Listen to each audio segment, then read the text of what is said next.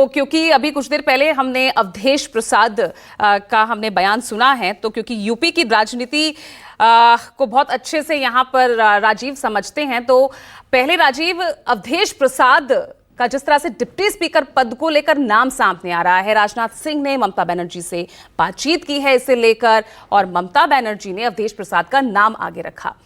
ये पेच सत्ता पक्ष के लिए फंसाया जा रहा है कि एक दलित चेहरा सामने रखा जा रहा है, अयोध्या फैजाबाद से जीतने वाले सांसद को सामने रखा जा रहा है डिप्टी स्पीकर पद के लिए, या कांग्रेस के साथ ये खेला हो रहा है? राजीव,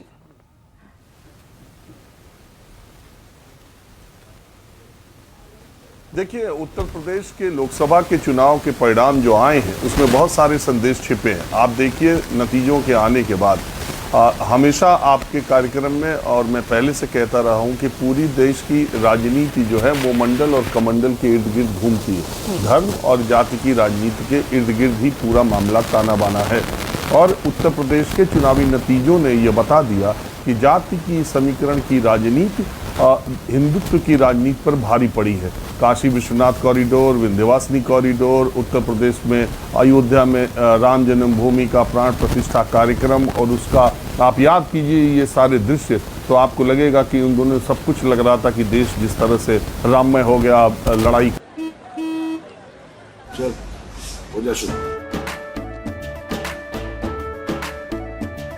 केसरिया से मन जोगी हुआ रे, दिल झूमे देखो पतवारा हुआ रे, दिल झूमे देखो पतवारा हुआ रे। हर पल मनाओ केसरी त्योहार। विमल, बोलो जुबान केसरी कहा है और पूरा देश हिंदुत्व की जो ज्वार है, जो धारा उस पर सवार हो गया। लेकिन उसी अयोध्या से और जब सामान्य सीट पर उसी फैजाबाद अयोध्या लोकसभा सीट से अवधेश प्रसाद ने नारा दिया, न मथुरा न काशी अवधेश पासी, और वहाँ से भारतीय जनता पार्टी को हराने में कामयाबी हासिल की, तो उसके बाद से देश में एक नई बहस चल चुकी है। और जैसा अवधेश प्रसाद अब सिर्फ नाम नहीं है, वो अखिलेश यादव के पीडीए का और इंडिया ब्लॉक गठबंधन का तुरुप का इक्का है। आप देखिए, उनके जीतने के बाद से अवधेश प्रसाद को जिस तरह की तवज्जो कांग्रेस में मिल रही, जिस तरह की तवज्जो पूरे इंडिया गठबंधन में मिल रही, पहले ही दिन शपथ ग्रहण समारोह में किस तरह से अवधेश प्रसाद को आगे रखा गया, सोनिया गांधी, राहुल गांधी और अखिलेश यादव ने कैसे उनको तवज्जो दी, साथ साथ ले गए, पहली पंक्ति में उन्हें बैठाया, और अब डिप्टी स्पीकर पद पर उनका नाम आगे करने के पीछे केवल ये कोई ये राजनीति में ये प्रतीक काम करते हैं। अब मालूम सबको है कि अगर चुनाव हुआ, डिप्टी स्पीकर पद पर बीजेपी तैयार नहीं हुई, चुनाव हुआ तो अवधेश प्रसाद की हार तय है। बावजूद इसके बीजेपी को पसोपेश में डालने के लिए, बीजेपी को असमंजस में डालने के लिए अवधेश प्रसाद का नाम आगे किया जा सकता है। मूल बात यह है कि राजनीति 2024 में जहां पहुंची है उसमें सबसे बड़ा सवाल ये खड़ा होता है कि उत्तर प्रदेश और उत्तर भारत में बीएसपी, जिसने पिछले 3 दशकों से दलित राजनीति पर या दलित वोटरों पर एक तरह से पूरा एकाधिपत्य था उसका उत्तर प्रदेश में खास तौर पर, और राजस्थान, मध्य प्रदेश जैसे इलाकों में भी उसकी गूंज सुनाई देती थी। अब वो बीएसपी, उसका जो राष्ट्रीय पार्टी का जो स्टेटस है, मुझे याद है आज के कोई 23 साल पहले लखनऊ के लक्ष्मण मेला पार्क में कांशीराम, इसी पार्टी को जब राष्ट्रीय स्तर का दर्जा दिया गया था, तब उन्होंने अपना उत्तराधिकारी मायावती को डिक्लेयर किया था। आज वो बीएसपी अपना जो राष्ट्रीय पार्टी का दर्जा है वो छीनने की कगार पर है। 2 कुछ वोट उसको राष्ट्रीय स्तर पर मिले हैं। लोकसभा में एक भी एमपी नहीं है। उत्तर प्रदेश की विधानसभा में सिर्फ एक विधायक है।